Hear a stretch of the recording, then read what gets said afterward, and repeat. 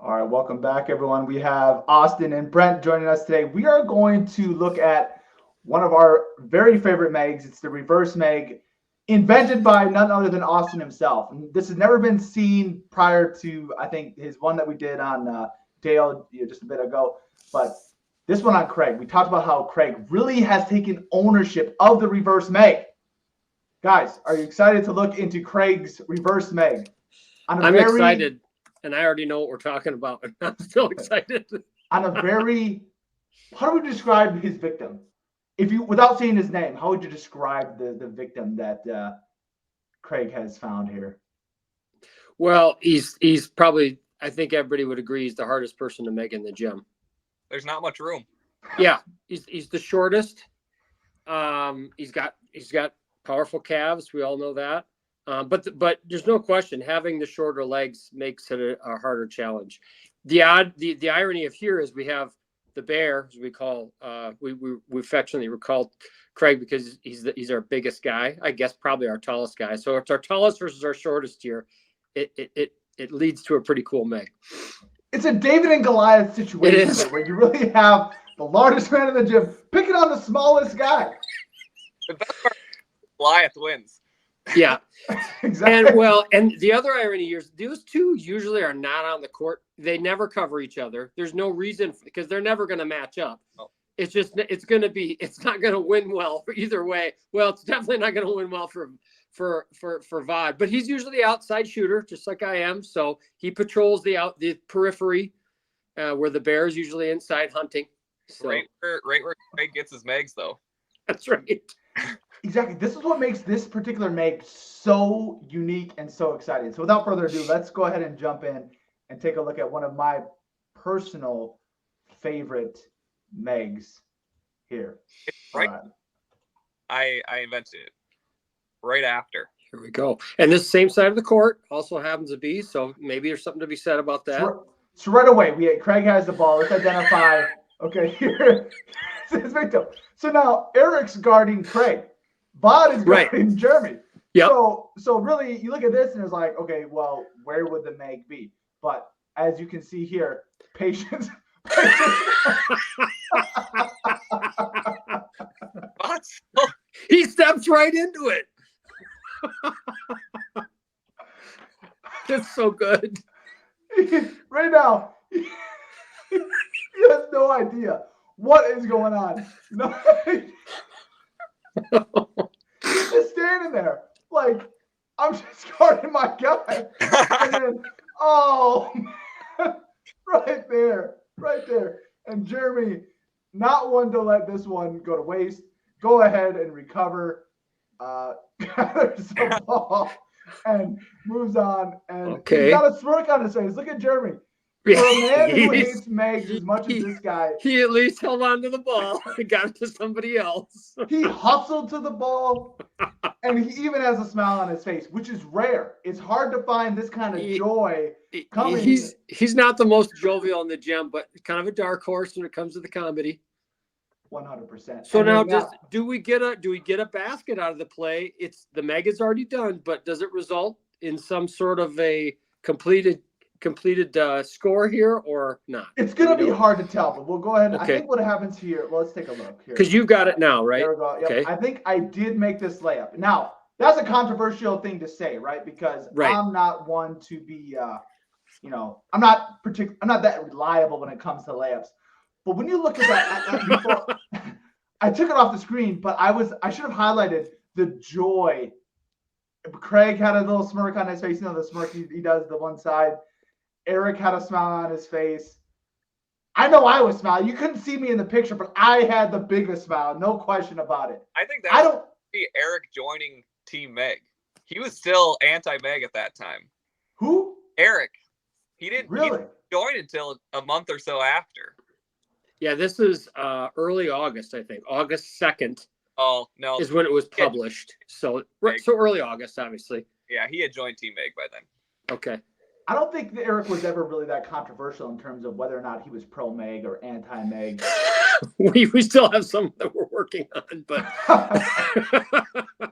But yeah, just looking at the joy in the gym, like if we could just, I should have just taken that. I took note of there's smiles on everyone's faces in that because they knew, except for Vaughn. Vaughn didn't. He's focused on the game. He's not going to let it bother him. He's going to go to the next play. He's just not expecting it. He's just. Why would you? I'm guarding my guy. It's almost never been done before. So it's like no one knows what the proper protocol for defense is for the reverse Meg. And we got to think about the reverse Meg here because guys, I mean, let's be honest. Okay, when you do a standard Meg and you just throw it to someone's legs, it's usually to your guy who's close to the basket, and so you can see the benefit of that. Right. But when you reverse Meg someone, I mean, there's no real advantage because your guy's already guarding you, right? Yeah. And in this case, if Jerry doesn't make it, it either goes through his legs and then it's a turnover, and then it's the other end. So this is not a high quality pass. This was all about Craig wanting to be on the Meg board, I think. I think you're right. And when you talk about, we've kind of written off Jeremy's, he's a little grumpy, not really that into it, whatever. But he might have a point when it comes to this. The reverse Meg really doesn't put you in a better position to score the basket. No, this was all about Craig getting some style points, being quiet about it, but he knew we'd all get a big kick out of it, which of course we did. And here we are talking about it. And it's funny. It's funny as hell. It is dang funny. Austin, what are your 2 cents here? When you see the way he went about, when he stalked Vod and that Meg, what are you thinking here? Are you thinking you might take a tip from this, or like what's your takeaways here? I've definitely studying these films started to realize there are opportunities on the court. Not only Craig wants the opportunity to develop, and I think that's what I need more of. I need more in my game is watching the opportunities develop, and then just a nice easy path. That's all it takes. Patience is what you're saying. Patience, yes. Patience. Seeing what's on the court, what's available to you. A lot of times, I think, for the critics of the nutmegs, it's like you're just forcing this. There's nothing really there, but it's like, no, it's there, and there's a reason for it. Sometimes people just force the issue, and I think my approach has always been, let the Megs come to me.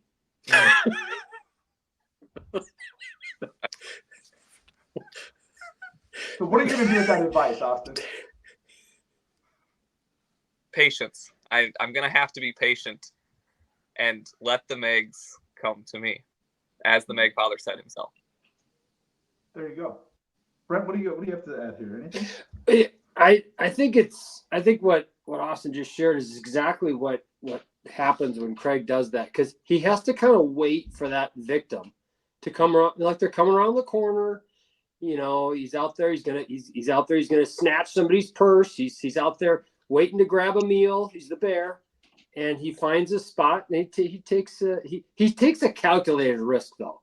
There's no question he's taking a victim that probably has no way to defend themselves. So it's a good high quality chance to make it a completed Meg. He's not really doing it for the offensive power that it could produce, but like Austin just kind of referred to it, and as they talk about in the NFL, take what the defense gives you. In this case, take what the defender provides for a Meg opportunity. And I'm noticing some patterns here. So when he invents the reverse Meg, he does it to the oldest guy in the gym. Yeah. And now the guy who perfects the reverse Meg, who does he do it on? The smallest man he can find in the gym. And the hardest guy to Meg, which we all agree about. He's hard, but he's also the smallest. So it's like, what's going on here? Is there a pattern with the reverse Megs and somebody like lesser than? Well, yeah. I mean, to be fair, Austin did pluck some off of the low hanging fruit tree. That there's no question. It was right. He took that. He's just walking underneath. Nice sunny day. Hey, there's a nice orange or a nice apple. I'm going to take it before it falls. And he took advantage of that. But he led others down the way that it could be done. Ripe is the best way to describe a player like Dale. That's right. What's that, Austin? He's in his prime, that's for sure. Yeah. No question.